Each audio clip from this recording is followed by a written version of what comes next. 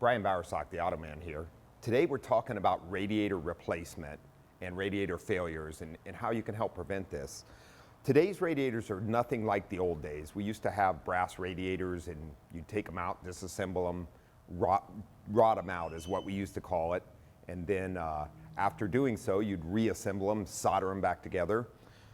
We don't have many brass radiators anymore. Pretty much everything today is aluminum and plastic, which starts to deteriorate or fail if not serviced properly when dealing with the cooling system. That's why it becomes important to replace your coolant on regular intervals. With today's extended life, we usually recommend every 3 years or 50,000 miles. Keeps the cooling system in good order. As you can see here, we have a split open radiator.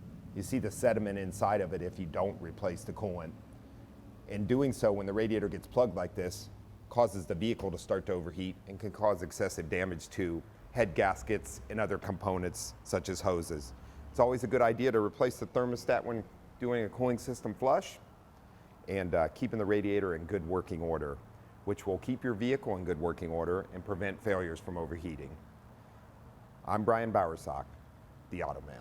For more automotive news and helpful tips, join the Automan next Friday during News 8 at 7 a.m. and 7 p.m. on the CW. Plus, you can always listen to Auto Talk Radio every Saturday morning at 7 on the AM 760 KFMB radio.